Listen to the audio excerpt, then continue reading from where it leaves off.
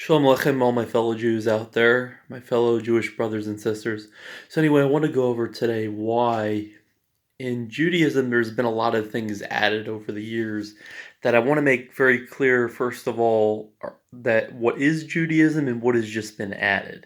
So the answer lies in the fact that it's a very simple answer, and that's there's basic things a Jew has to do. I'm going to try to keep this video somewhat short. But there's basic things a Jew has to, should strive to do. One is keeping Shabbos.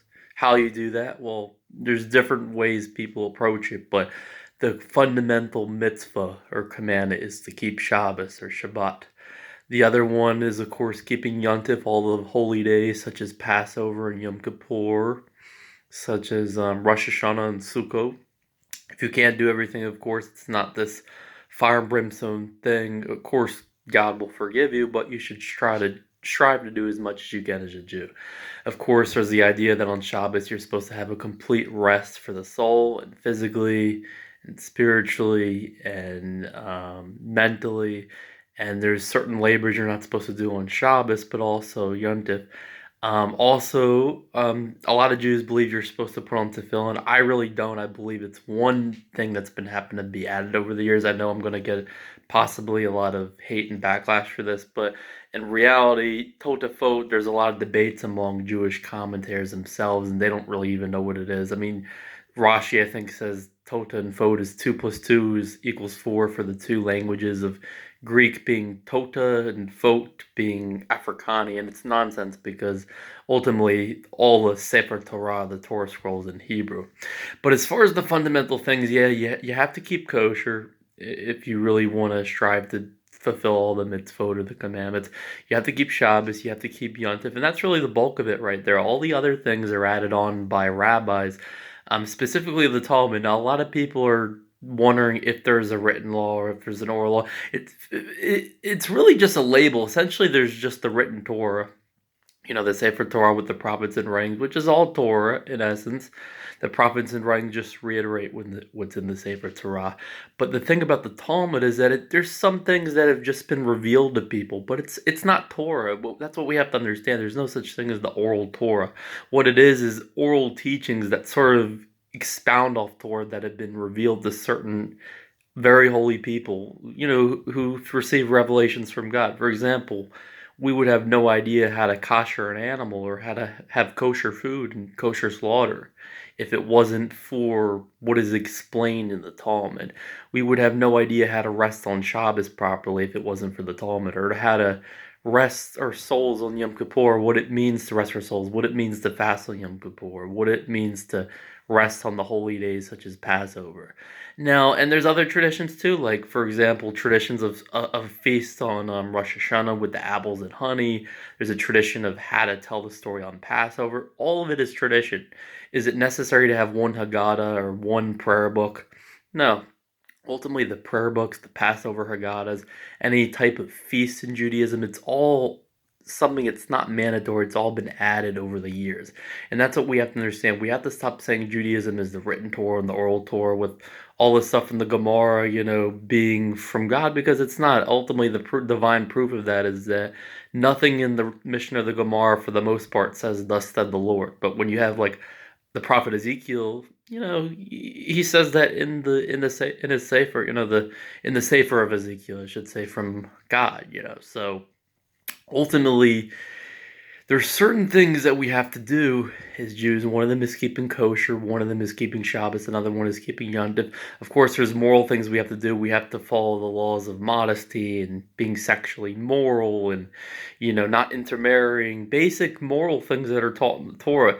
Anything expounding off of that, like in the Gemara or the Mishnah or Midrashic tales, it's all tales.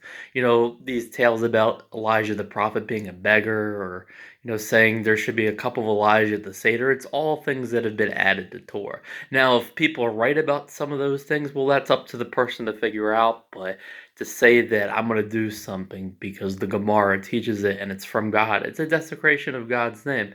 Now, the next question is, should we observe Hanukkah and Purim? Well, Purim is commanded. There's different ways to observe it.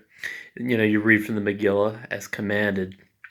But you know, Hanukkah is one thing that's not commanded by God.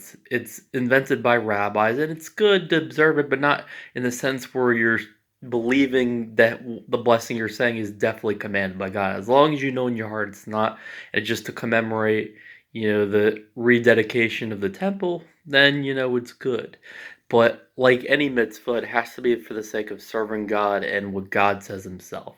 And I should point this out: how to make a Sefer Torah, how to the vowels and everything, what they are, how how the Hebrew calendar works, how the days work on the Hebrew calendar. There's a cycle and a formula that is found in the Gemara. Well, the question becomes, do we need that? Yes. But the other question is, does that make the Talmud divine? No, it doesn't. The Talmud is not divine, neither is any midrash. There's a lot of ideas about the afterlife. Really, in essence, the ideas of the afterlife of the good, the righteous individuals, and the wicked can be found in the Torah itself. So this is my message to all you fellow Jews out there, my fellow Jewish brothers and sisters. We have to stop adding to Torah.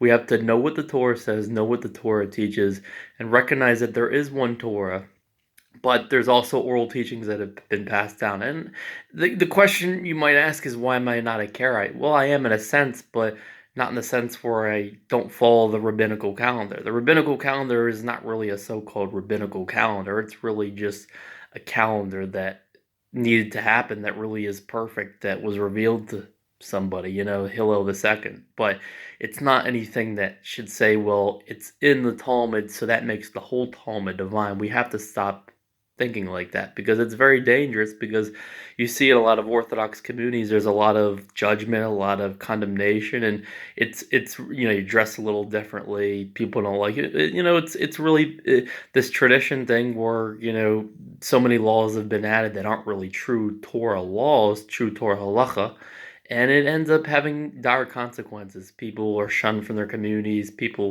Families stop talking to individuals. And really, that's not the Jewish approach. We need to love everybody. So, message to all you fellow Jews out there, we need to love one another as Jews, love our fellow Jews ourselves, love all righteous individuals as ourselves. We need to stop, adding to Torah. We need to, there's basic things we need to do. We need to keep Shabbos, keep Yontif, keep kosher if we can. And the rest is explanatory. And I think, as Rabbi Hillel said in the Talmud, go and study, because it ultimately is all right there. And then there's, of course, other things we don't need to do. We don't need to, in my opinion, I know for a fact we don't need to put on tefillin to connect to God. But there's other things too, like, you have things like the prayer books. There's no set way to have a prayer book. Now, I really want to point this out. In the less traditional movements, per se, there's been a lot of encouragement to do things that are really immoral, such as intermarrying, or against Judaism in the Torah, I should say, such as intermarrying, such as having unlawful relations with people, especially before marriage. And the point I'm trying to make is that this is not what Judaism says, but we also have to recognize that the more traditional movements, orthodoxy, which isn't really orthodox, is just added a lot of unauthorized additions, saying like you have to put on the tallis, or you're doing the wrong thing when you pray. You have to bow when you pray. You have to say these words. You have to say this bracha or blessing. These are all later innovations. These are not Torah. What is Torah? Shabbos, Yontiv, kosher, praying to God on Shabbat, and even Kiddush and Havdalah, it's not necessary on Shabbos. It's really just tradition. A lot of people, I'm going to get a lot of backlash for that probably, but it's true. Any knowledgeable Orthodox person will tell you things like that, or a head covering. It's not required. What is required, that I think a lot of people do miss these days, and I really must point this out, my fellow Jews, is, really keeping Shabbos. We have to keep Shabbos. We have to rest on Shabbos. However you choose to do that, yeah, it's okay. There's going to be different ways you approach it, but the idea is, don't have a job basically on Shabbos. Don't do heavy work. Try to stay home, close to home, I should say. Have really good food, and just treat it as a holy day. There's of course prohibitions, but if you can't do everything, it's better to do some than nothing. The same applies to the days on Yom Tov you're supposed to rest. For example, the first 2 days and the last 2 days is the Passover. So anyway, I hope you all are doing well, and I hope you all have a great night. Shalom Lechem to all my fellow Jews out there. And again, the message is, stick with what the written Torah says, what the Torah says, and a lot of things in the Talmud are useful, but we only need them, when necessary. We only need certain things from it. Shalom Aleichem, and may God bless you all. Okay, take care. Shalom Aleichem.